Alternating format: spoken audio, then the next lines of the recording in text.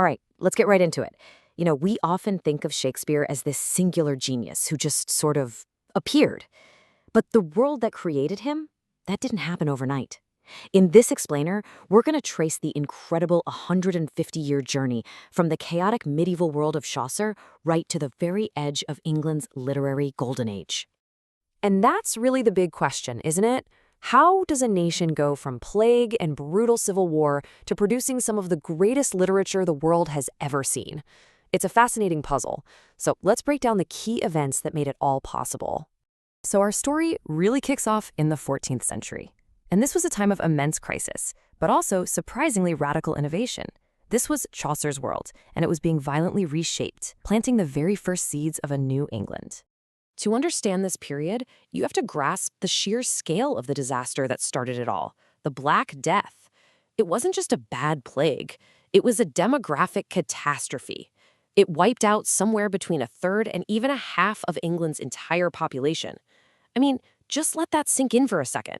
A disaster on that level doesn't just go away, it shatters the old world. All of a sudden, with this massive labor shortage, the old, rigid feudal system just starts to crack. Peasants, for the first time, could demand better wages. Many just up and left their manors for towns, creating this new, more mobile working class. And of course, this led to huge social tensions, which boiled over in events like the Peasants' Revolt. The old order was literally breaking down. And right in the middle of all this chaos, Geoffrey Chaucer makes a revolutionary decision. See, at the time, the language of power and literature was Latin and French. But he chose to write his masterpieces, like the Canterbury Tales, in English, the language of the common people. This was a huge deal. It helped legitimize English as a serious literary language, and it's why we call him the father of English poetry. He was basically creating a national literature from the ground up. But, progress is never a straight line. The incredible work Chaucer started was nearly wiped out. After he died, England plunged into this long, brutal period of internal conflict that basically threatened to put all that cultural development on ice for decades. This was the Wars of the Roses. It was a series of incredibly bitter civil wars that just tore the kingdom apart for over 30 years. It was this chaotic, bloody scramble for the crown that kept the entire nation locked in a state of constant, violent instability. So, who was fighting who? Well, essentially, it was a massive family feud within the royal house of Plantagenet. It pitted two rival branches against each other, the House of Lancaster with its red rose, and the House of York with the white rose. And for generations, this fight just consumed England's elite and drained the kingdom's resources. But out of all that chaos, a new dynasty finally emerged to forge a new future, the Tudors. They were the ones who finally put an end to the fighting and began methodically preparing the English soil for a cultural renaissance. It all started with Henry Tudor. First, he defeated the last Yorkist king, Richard III, at the Battle of Bosworth Field. Then, in an absolutely brilliant political move, he married Elizabeth of York, literally uniting the red and white roses. He then clipped the wings of the powerful, rebellious nobles and centralized power, bringing some much-needed stability to a nation that was just exhausted by war.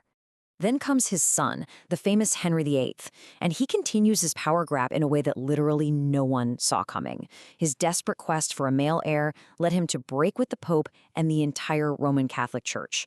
This move, made official by the Act of Supremacy, was nothing short of a political earthquake. And this is where history gets really interesting, right? Henry's move was a pure power play, but it had these massive, unintended cultural side effects. By encouraging people to read the Bible for themselves in English, the Reformation accidentally lit a fire under literacy and fostered this new culture of questioning authority. All of a sudden, ideas were spreading, and way more people were reading than ever before.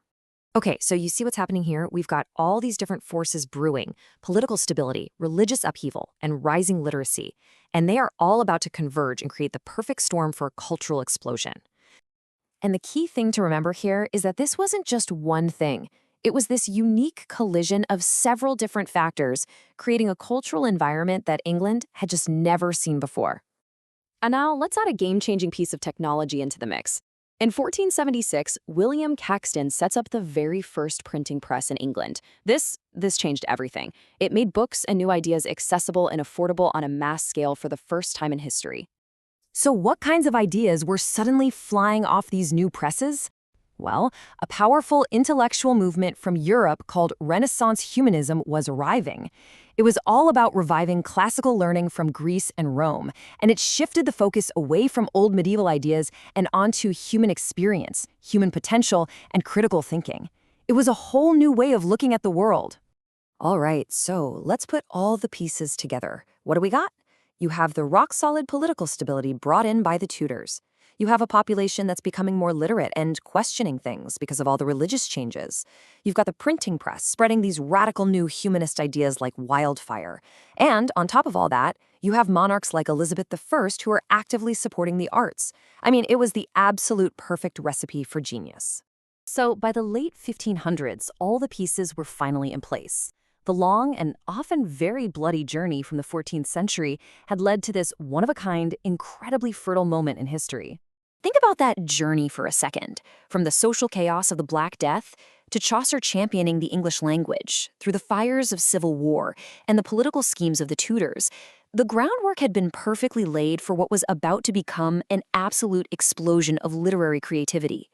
The nation was stable, it was curious, it was armed with new ideas and a newly respected language. A whole generation of writers, we're talking Sidney, Spenser, and a certain young man from Stratford-upon-Avon, was about to step out onto that stage. The only question left was, what stories would this New England tell?